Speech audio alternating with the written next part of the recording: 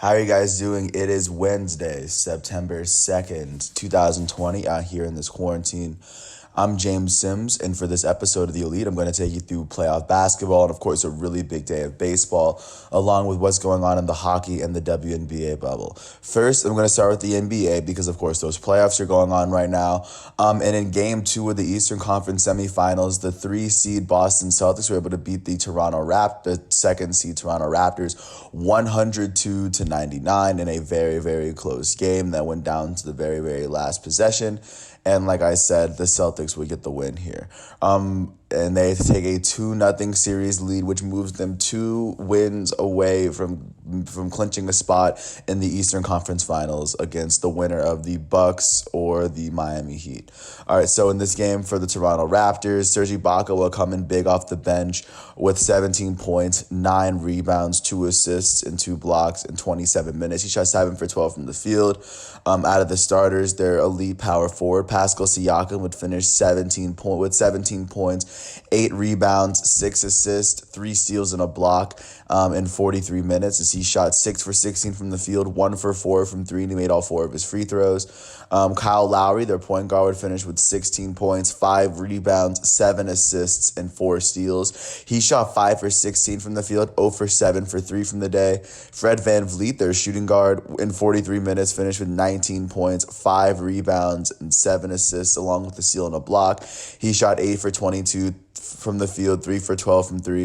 OG Anunoby was their leading scorer as he had 20 points and 7 rebounds in 38 minutes, along with a steal as he shot 7 for 12, 4 for 6 from 3. But the Celtics, the Celtics just brought it.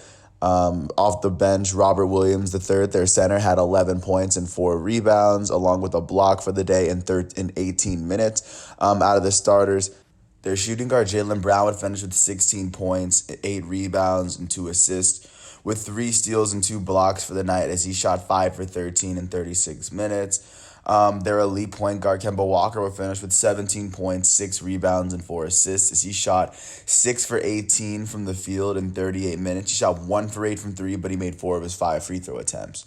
Also, Marcus Smart, one of their other guards, finished with 19 points, 3 rebounds, and 2 blocks on the day in 39 minutes. And the big performance of the night for the Boston Celtics would go to Jason Tatum, their elite young forward, who in 42 minutes would finish with 34 points, 8 rebounds, 6 assists, and a steal, as he shot 8 for 17 from the field, 4 for 7 from 3, and he made all 14 of his free throw attempts to give Boston the 2-0 lead over the defending NBA champions Toronto Raptors, especially as of right now in the series. That was the first game of the day. Now we jump to Game 7 of the first round of the Western Conference. The 3-seed Denver Nuggets were able to beat the 6-seed Utah Jazz 80-78. And yet another game that would go down to the possession, but then a missed 3-point attempt from Mike Conley would eventually see the Utah Jazz laying it out right there, playing their last game of the 2019-2020 season. And with this win, the Denver Nuggets will advance to play against the Los Angeles Clippers, the 2nd seed in the West. They will advance to play them in a couple days. But in this game, off the bench for the Utah Jazz in their very last game of the season, Jordan Clarkson, their guard off the bench, finished with 10 points, 3 rebounds, and 25 minutes. Additionally, Rudy Gobert, their elite center, would finish with 19 points, 18 rebounds, and 2 blocks in his last game of the season. Possible one of the defensive player of the year candidates, but eventually Giannis won. But Rudy Gobert still put up an amazing season. But in his last game, he would go 8 for 13 from the field and shoot 3 for 4 from the free throw line. And in his last playoff game of the season, Donovan Mitchell, the Utah Jazz elite shooting guard, would finish with 22 points, 9 rebounds, an assist, and a block with 9 turnovers in 43 minutes. He shot 9 for 22 from the field, 2 for 8 from 3, and he made both of his free throw attempts.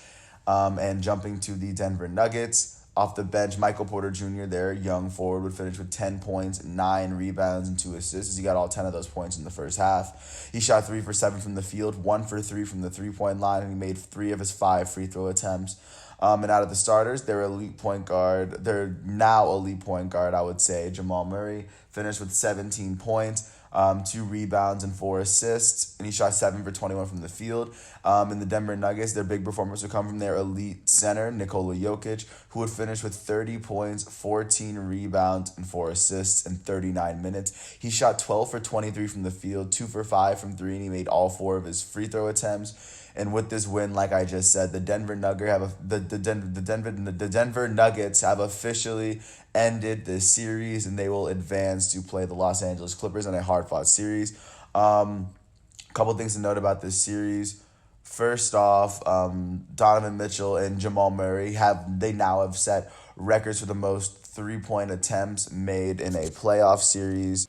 In a series, Donovan Mitchell now holds the record for threes in a series with 33, and Jamal Murray is tied with Steph Curry a couple of times for second place with 32 threes in one series. Additionally, they're the only 2 players since LeBron James and Kevin Durant to average 30 points in a series while shooting over 50% from the field throughout the series. A very historic series between Donovan Mitchell and Jamal Murray, and this being the Jazz last game of the season. I feel Donovan Mitchell's just going to come back with a vengeance next season because he is one of the young elite players.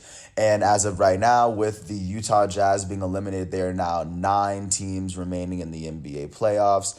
And then looking forward to what games to look forward to today. Of course, it's Wednesday. First, the Miami Heat are going to take on the Bucks in their game 2. Miami took game 1, and now they're going to face off at 6:30 on ESPN. And then at 9 o'clock is going to be the game 7 between the 4-seed Houston Rockets and the 5-seed Oklahoma City Thunder out west just to see who gets to play the Los Angeles Lakers in the next round. Both these teams have been playing incredibly well. This has been a very hard-fought series that will see its conclusion today.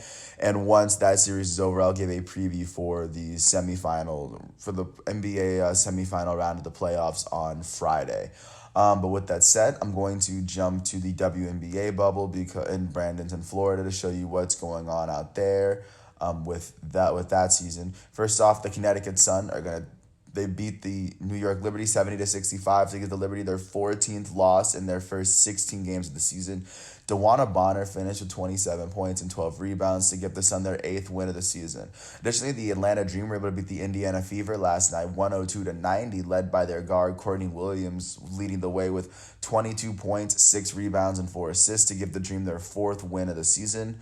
And additionally, the Phoenix Mercury were able to beat the Las Vegas Aces 92-85 behind Diana Taurasi's 32 points, 4 rebounds, and 7 assists. And she's been on a tear recently, giving the Aces their 4th loss of the season. Jumping to today, the Minnesota Lynx are going to take on the Chicago Sky at 7 o'clock. The Los Angeles Sparks are going to take on the Dallas Wings on CBS Sports. And the Washington Mystics are going to take on the Seattle Storm at 10 o'clock as the Storm have the league's best record, and they're still kind of competing for it. Breanna Stewart averaging 19, 20 points and 8 rebounds on the season. I mean, I know she's definitely looking forward to that challenge. Right now, jumping out to the NHL bubble because this season it's almost reached its conclusion. Some teams have already advanced to the Eastern Conference Finals. But following yesterday, the Philadelphia Flyers were able to beat the New York Islanders 4-3 to stay alive, beating them in overtime. Of course, big game from Philadelphia Flyers center Travis Konecny. Sorry if I butchered your name. He had a great game, and with the series, the New York Islanders still lead the series 3-2 after 5.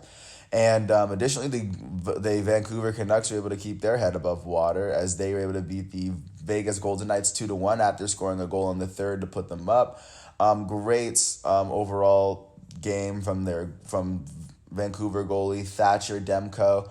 And with this win, like I said, the Golden Knights still hold a 3-2 series lead through 5. And looking forward to what's going on today. The Colorado Avalanche take on the Dallas Stars in their second round game 6 as Dallas leads that series 3-2 as they look to advance to the Western Conference Finals against the winner of the Canucks and the Golden Knights. As of right now, that's what hockey is most definitely looking like. And the next game, the Flyers and the Islanders and the Golden Knights and the Canucks are scheduled to play on Thursday. With that said, I'm going to jump out to Major League Baseball because there was a lot of big baseball that happened yesterday. on September 1st. First, I'm going to start out in the Central Divisions. First off, the Cincinnati Reds hosted the St. Louis Cardinals and were beat 16-2. For the St. Louis Cardinals, their starting pitcher Kwang Hyun Kim would get the start. He would allow no earned runs. He would allow no runs at all. He would strike out 4 batters in 5 innings pitched. For Cincinnati, Sonny Gray would get the start. He'd allow 6 earned runs before even pitching a complete inning. Big win, like I said, for the St. Louis Cardinals, the first for the Cincinnati Reds. Joey Votto, their first baseman, would finish 2 for 2 with an RBI and a run, but he was kind of the main bright spot. And also, I'm not going to disrespect their catcher, Kirk Casale, who did finish 3 for 4 with an RBI for the day for the Cincinnati Reds. For the St. Louis Cardinals, their second baseman, Colton Wong, would finish 4 for 4 with 2 RBIs and a run. Or 2 RBIs and 4 runs. My bad, I'm sorry. Their left fielder, Jim Edman, would finish 3 for 7 with an RBI and a run on the day. Their elite first baseman, Paul Goldschmidt, would finish 1 for 2 with 3 runs as he was eventually subbed out. Their designated hitter to that transition to third base, their Brad Miller, finished 4 for 6 with 7 RBIs and 3 runs on the day as he hit 2 home runs. He now has 4 on the season. He had 7 RBIs in a day. Just great overall performance. With this win, the St. Louis Cardinals are now 14-13 as the Cincinnati Reds dropped to 15-21. Jumping out to Pittsburgh, the Pirates hosted the Chicago Cubs, but the Chicago Cubs were able to get the win in the 8th inning thanks to an Ian Happ single that would eventually put them up as both teams scored in the 10th, but the Cubs would pull away after the Pirates didn't score in the 11th. Jeffers would pick up the win. Lester got the start for the Cubs as he allowed 5 earned runs in 5 innings, and he struck out 3. For the Chicago Cubs, their elite third baseman, Chris Bryant, would finish 2 for 6 with a run on the day. Their center fielder, Ian Happ, would finish 3 for 6 with 2 RBIs and a run as he hit his 10th home run of the season. Also, their left fielder, Kyle Schwarber, would hit his 10th home run of the season as he finished 1 for 5 with 2 RBIs and a run. Their elite shortstop, Javier Baez, would finish 1 for 6 with an RBI and 2 runs as well. With this win, the Chicago Cubs are now 21-14, and the Pirates now drop to 10-3 or to 10-23. I'm sorry, with this loss. Jumping out to the last NL Central team, the Milwaukee Brewers hosted the Detroit Tigers and were able to get beat 12-1. Michael Fulmer would get the start for the Tigers, but he would only pitch 3 innings. Lindblom would get the start for the Brewers, and he would give up 4 runs in 5 innings. For the Brewers, their elite designated hitter, Christian Yelich, would finish 2 for 4 with an RBI and a run, as his 9th home run of the season would end up being the only run of the day for the Bruins. For the Detroit Tigers, their right fielder, Victor Reyes, would finish the game 4 for 6 with 5 RBIs and 2 runs. He hit his 3rd home run of the season today. And additionally, their left fielder, Christian Stewart, would finish with 2 for 3 with an RBI and a run as he hit his 3rd home run of the season. With this win, the Detroit Tigers are 17-16, and the Brewers now drop to 16-19 in the NL Central. Jumping out to Kansas City, the Cleveland Indians were able to get the best of the Kansas City Royals, 10-1. Of course, especially after scoring 5 of their 10 runs in the first couple innings. Zach Plesac will get his 2nd win of the season for the Cleveland Indians. He would strike out 6 batters and allow 1 run in 6 innings as Matt Harvey would pick up his 2nd loss for the Kansas City Royals, giving up 5 earned runs in 1.1 innings pitched.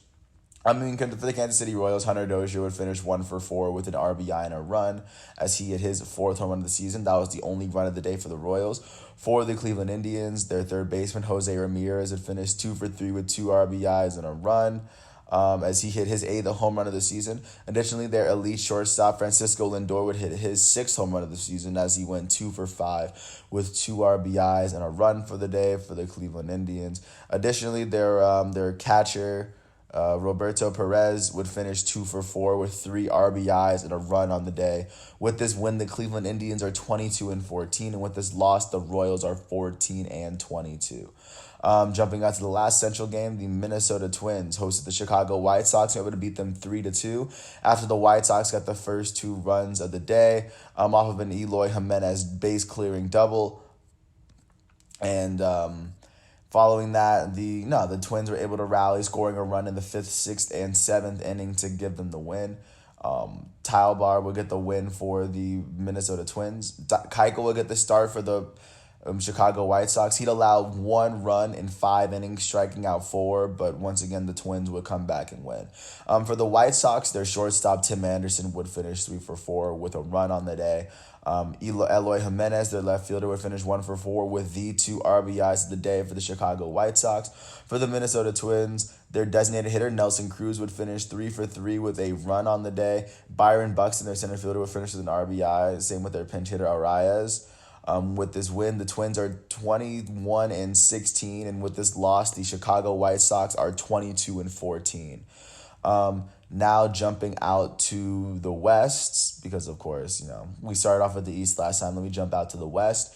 First off, starting in Houston, the Texas Rangers were able to get the best of the Houston Astros, scoring 2 runs to the Astros, 1 in extra innings, especially off of a throwing error by Martin Maldonado, to help the Rangers get this win.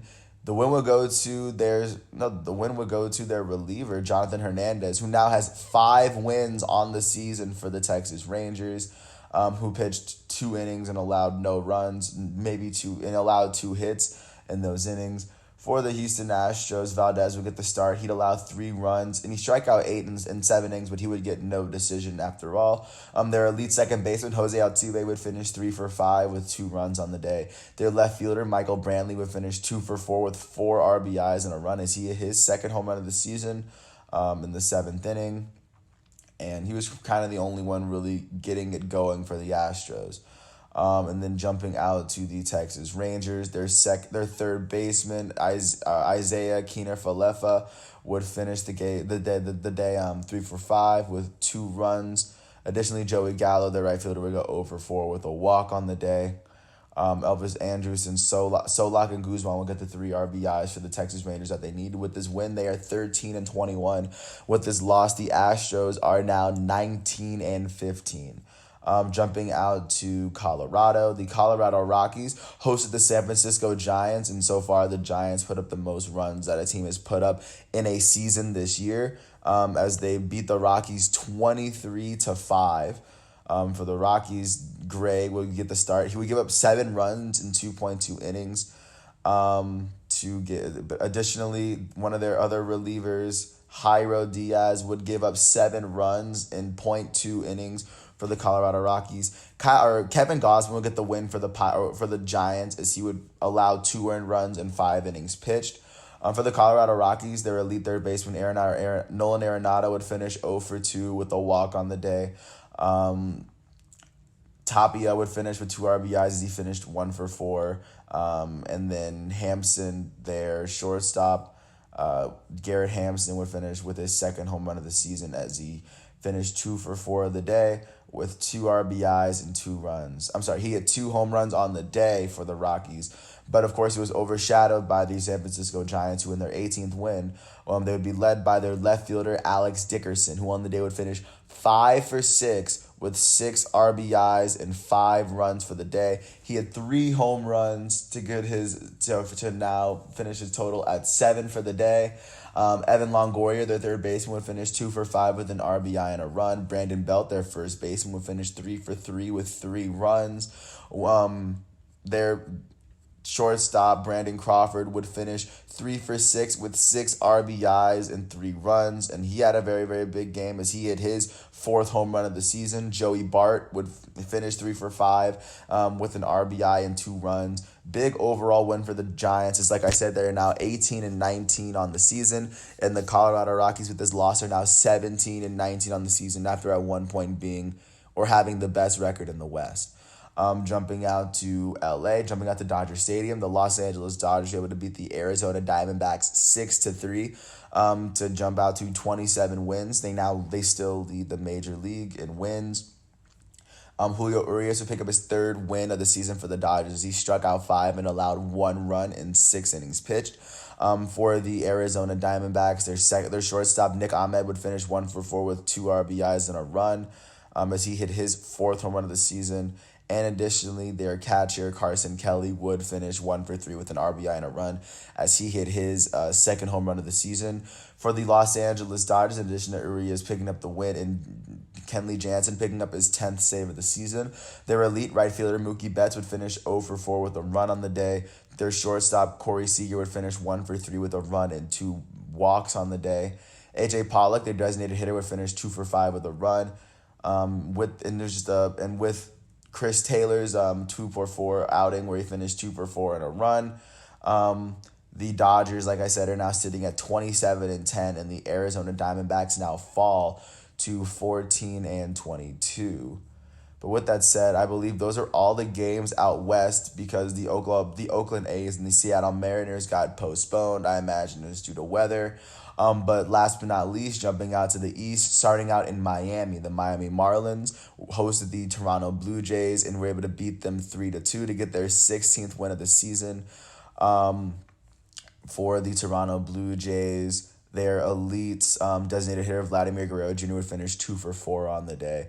VR would pick up an RBI, and so would Fisher, as the Miami Marlins kind of just brought more of it. Bertie would finish with an RBI as the second baseman finished 2 for 2 with an RBI and a run. He had his second home run of the season. Additionally, Starling Marte would go on to finish 1 for 4 with an RBI and 2 runs as he hit his third home run of the season, this time with the Marlins. And with this loss, the Toronto Blue Jays are now 18-16, as the Miami Marlins are now 16-15 in the National League East. Speaking of the East, I'm going to jump out to Philly, where the Phillies completely blanked the Nationals behind Aaron Nola's start. Aaron Nola kind of, after a couple of not so great starts, he would come in this start. He would pitch 8 innings, strike out 9 batters, and allow no runs in those 8 innings. He would allow 2 hits. He would have an amazing pitching performance, whereas Patrick Corbin would get his third loss of the season, allowing 2 runs in 5 innings. He struck out 2 in this game as well. For the Washington Nationals, their elite left fielder Juan Soto would go 0 for 3 with a walk on the day. The MLB leader in batting average, Trey Turner, would also go 0 for 3 as well. And for the Philadelphia Phillies, their elite right fielder, Bryce Harper, would go 1 for 2 with 3 walks on the day. Their designated hitter, former MVP Andrew McCutchen, would finish 1 for 4 with 3 RBIs and a run as he hit his 5th home run of the season in the 6th inning. Additionally, their shortstop, Didi Gregorius, would finish 1 for 5 with an RBI, and their third baseman, Alec Boehm, would finish 2 for 4 with 2 RBIs and 2 runs as he hit his second career home run with the Philadelphia Phillies. With this win, the Phillies are now 16-15, and the Nats fall to 12-21. And then jumping out to the American League East, the New York Yankees hosted and defeated the Tampa Bay Rays 5-3 in Masahiro Tanaka's first win of the season. For the Tampa Bay Rays, Richards would get the start. He'd allow 2 runs in 4.2 innings, striking out 5. But out of the hitters, their center fielder, Kevin Kiermaier, would finish 1 for 3 with 2 RBIs and a run.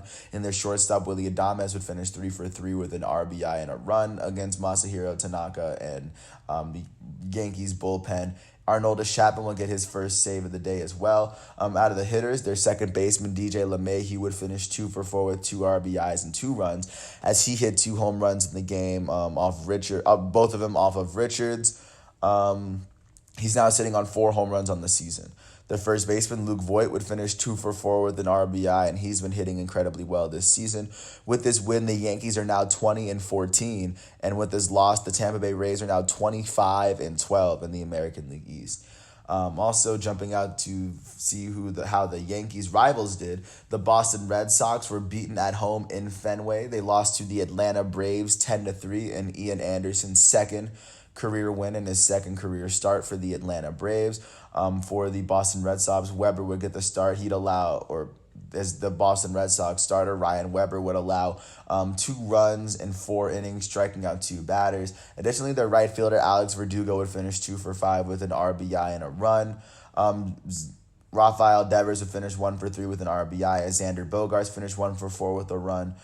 For the Atlanta Braves, like I said, Ian Anderson would pick up this win. He would go on to only allow 2 runs and strike out 8 batters through 6 innings. His ERA sitting at 2.25 on the year, as he's only had 2 starts, and he's only allowed 3 runs in his career so far. Out of the hitters, the Braves shortstop Dansby Swanson would finish 2 for 5 with an RBI and a run.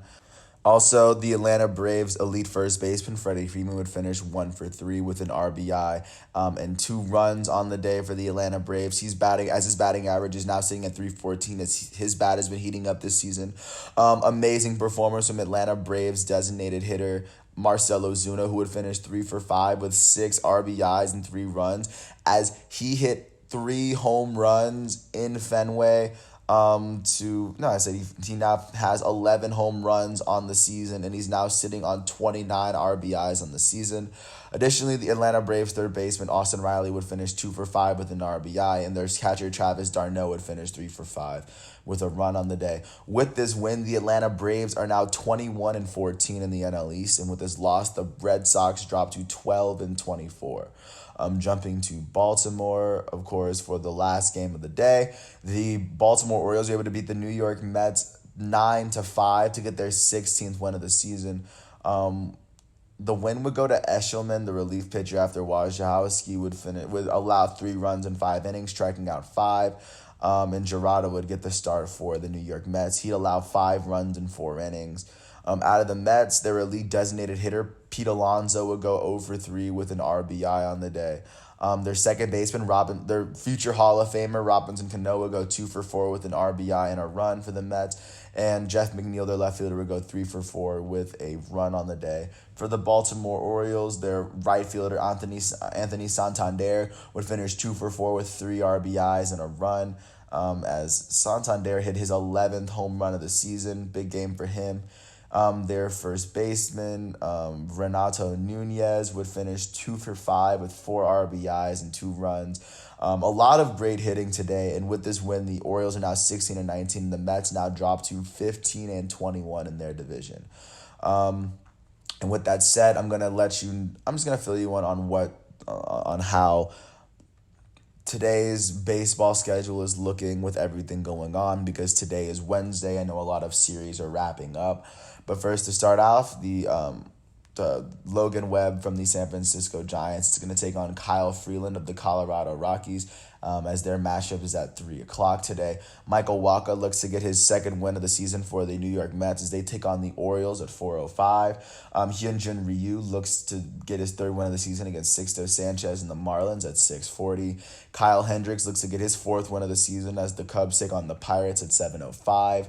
Erlin looks to get his first win for the Braves as the Braves take on the Red Sox at 7:30. As Kickham looks to get his first win for the Boston Red Sox as well. Spencer Turnbull looks to get his fourth win as the Tigers take on the Brewers at 7:40. After his amazing first start, Tristan McKenzie looks to get his second win for the Cleveland Indians, as they are going to take on. Additionally, Christian Javier is looking to get his fourth win of the season, as the Astros take on the Rangers at 8 o'clock. Also, Jose Barrios looks to get his third win of the season, as after his arm's starting to heat up, they face off against the Chicago White Sox and Reynaldo Lopez at 8:10. Dinelson Lamet looks to get his third win of the season as he takes on Julio Teheran and the Los Angeles Angels at 9:40.